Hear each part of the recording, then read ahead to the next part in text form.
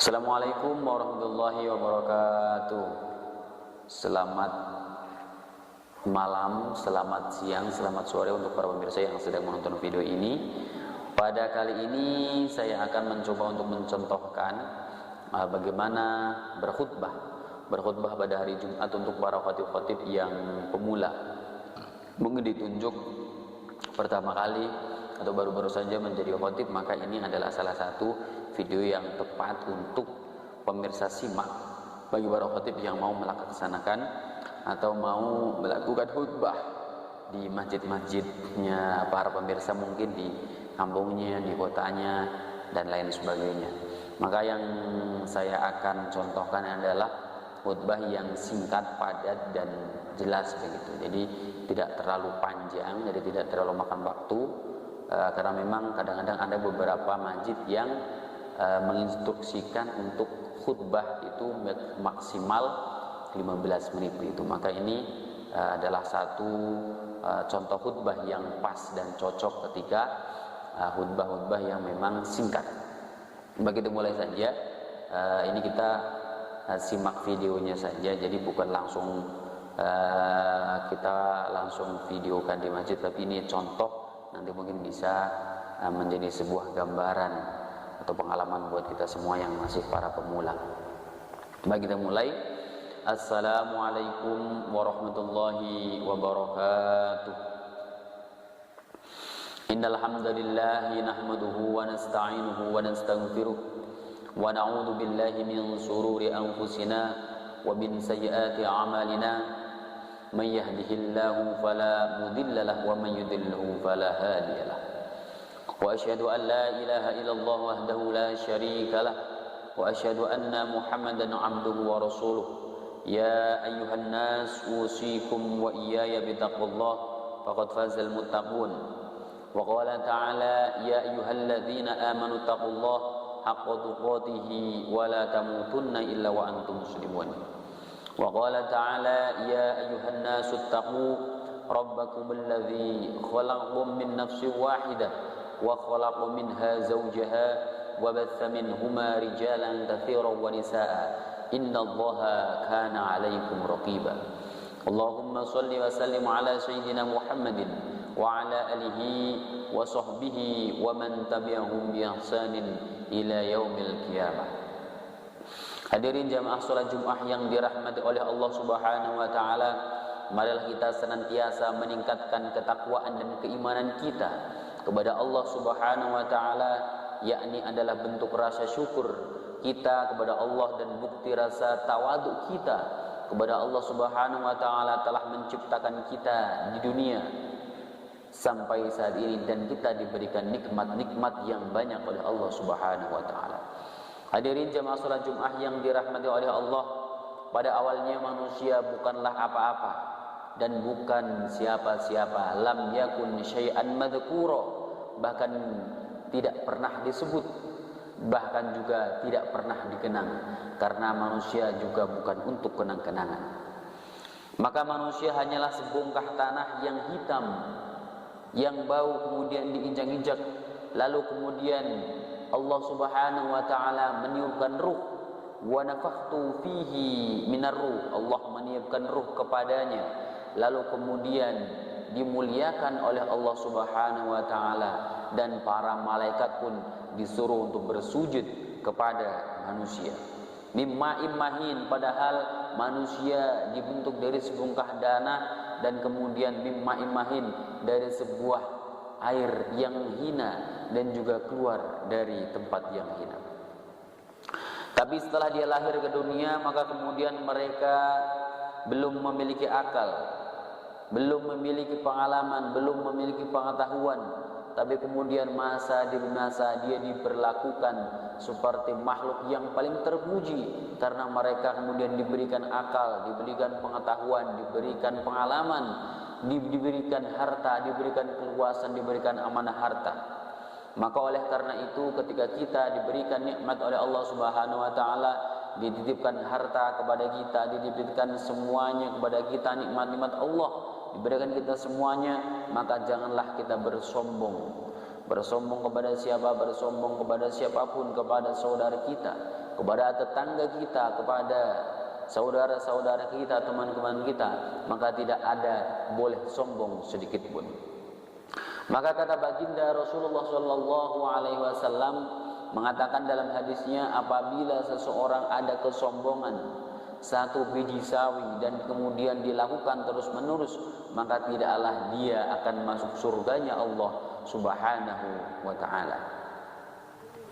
Hadirin jemaah yang dirahmati oleh Allah Subhanahu wa taala, maka kemudian banyak yang ketika di dunia dia tidak melaksanakan sholat, dia tidak melaksanakan zakat, dia tidak melaksanakan perintah-perintah Allah, tetapi apa yang diberikan mereka dari Allah Subhanahu wa taala, dia mampu untuk membangun rumah, dia diberikan kesehatan, dia diberikan keselamatan, maka hal tersebut adalah sebuah azab yang kemudian terbalut dengan rahmat. Tapi orang-orang yang diberikan nikmat seperti itu, yang dibalut dengan azab, maka dia akan sanastadrijuhum min haitsu la ya'lamun, maka mereka akan diberikan kebinasaan. La ya'lamun, dari arah yang tidak mereka mengerti, dari arah yang tidak mereka ketahui. Orang-orang yang mendapat nikmat tapi kemudian tidak melaksanakan perintah-perintah Allah, maka dia adalah orang-orang yang akan dibinasakan oleh Allah secara habis-habisan, dan kemudian nanti di akhirat kelak dia akan dimasukkan ke dalam surganya Allah Subhanahu wa taala. Hadirin jamaah salat Jumat yang dirahmati oleh Allah Subhanahu wa taala, maka ada juga ketika di dunia makhluk yang diciptakan yang namanya manusia, dia telah melaksanakan sholat setiap hari, setiap waktu, tetapi dia belum diberikan keluasan rizki. Dia melakukan puasa, kemudian dia tetap diberikan sakit oleh Allah. Dia melakukan membaca surat Al-Waqi'ah, berharap dia akan diberikan rizki oleh Allah, diberikan keluasan rizki oleh Allah, tetapi belum juga. Maka hal ini adalah ketika mereka sabar diberikan ujian, bahkan mereka diberikan ujian sakit, maka pada hakikatnya manusia itu akan diangkat derajatnya dan kemudian akan diampuni dosa-dosanya oleh Allah Subhanahu wa taala. Karena Allah ya'lamu ma baina aydihim, Allah tahu apa yang ada di depan, wa ma khalfahum, dan Allah juga tahu apa yang ada di belakang. Wala yuhituna bi syai'in min 'ilmihi illa bima syaa, dan tidak ada yang punya pengetahuan kecuali diberikan pengetahuan oleh Allah Subhanahu wa taala. Hadirin jamaah yang dirahmati oleh Allah Subhanahu wa taala, lalu kenapa Allah berikan mereka dalam keadaan sakit? Kenapa mereka diberikan ujian yang berat? Karena di dalam sakit itu ada sebuah maghfirah, ada sebuah ampunan. Maka kemudian banyak juga orang-orang yang dia gundah gulana, hatinya selalu tidak tenang, hatinya selalu risau, sakit raganya mungkin berhari-hari, mungkin berminggu-minggu, mungkin berbulan-bulan. Maka tetapi ketika dia akan sabar akan cobaan itu, maka dia akan diangkat derajatnya. Maka kata baginda Rasulullah sallallahu alaihi wasallam, ma yusibul mu'mina min syaukatin fama fawqaha illa rafa'ahu Allah.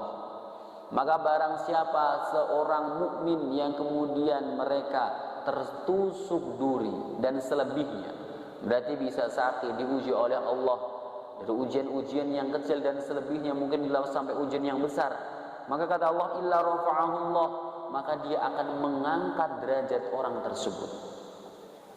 Aw hatta anhu biha khati'atan, dan juga Allah akan mengampuni kesalahan-kesalahannya dengan Allah.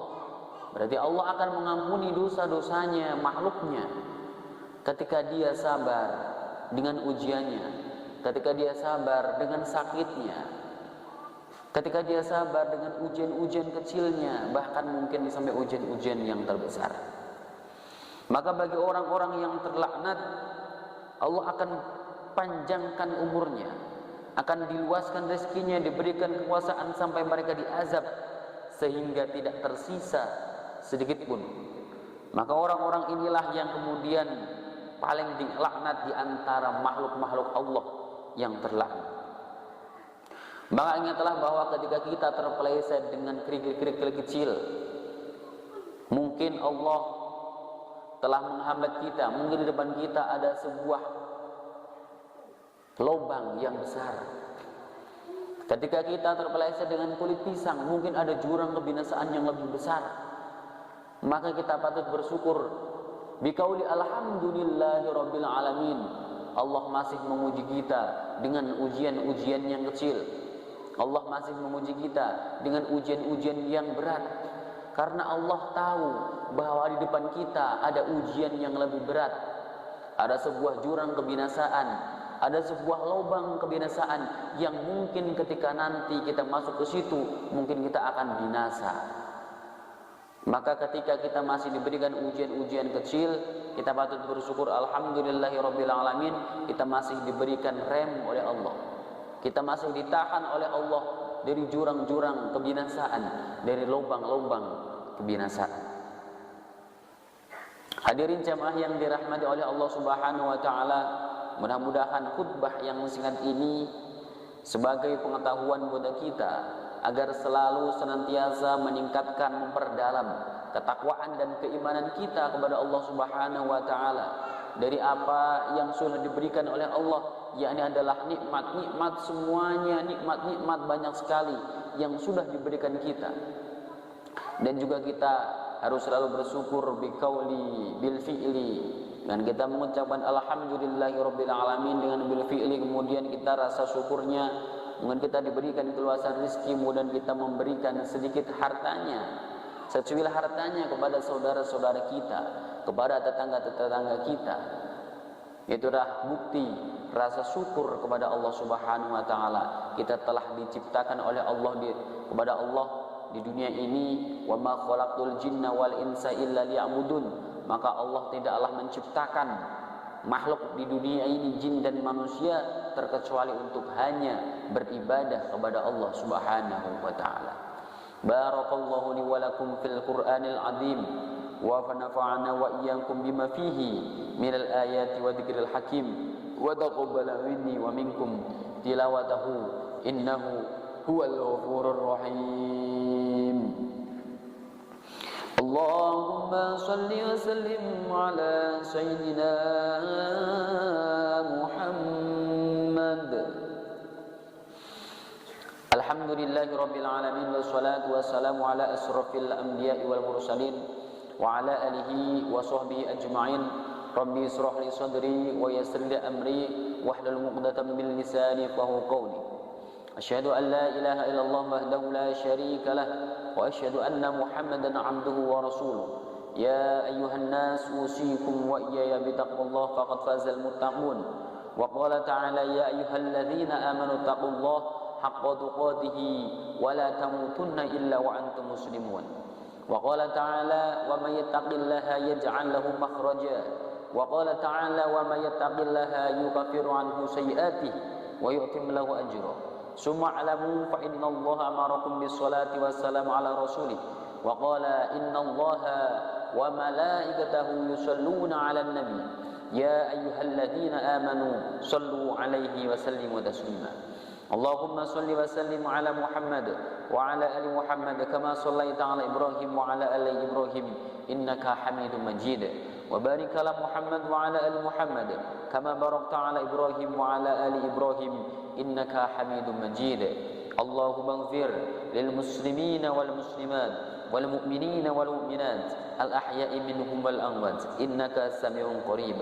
Allahumma arinal haqqa haqqan warzuqna ittiba'ah wa arinal batila batila wa wafiqna lijtinabah. Rabbana atina fid dunya hasanah wa fil akhirati hasanatan wa qina adzaban nar. Rabbana hab lana min azwajina wa dhurriyyatina qurrata a'yun waj'alna lil muttaqina imama. Subhana rabbika rabbil izzati amma yasifun wa salamun alal mursalin walhamdulillahi rabbil alamin. Wa sallallahu ala sayyidina Muhammadin wa ala alihi wa sahbihi wa sallam. Aqimis shalah. Baiklah, itu pemirsa contoh daripada khutbah singkat. Tentunya ini adalah contoh, barangkali ada kesalahan dalam rukun-rukun khutbahnya atau ada beberapa materi yang mungkin ada beberapa salah, itu adalah kesalahan dari kami sendiri, maka semuanya kebenaran dari Allah Subhanahu wa taala. Maka hal-hal yang salah mohon dikomentari di bawah. Assalamualaikum warahmatullahi wabarakatuh. Salam para khatib untuk episode selanjutnya atau part-part selanjutnya.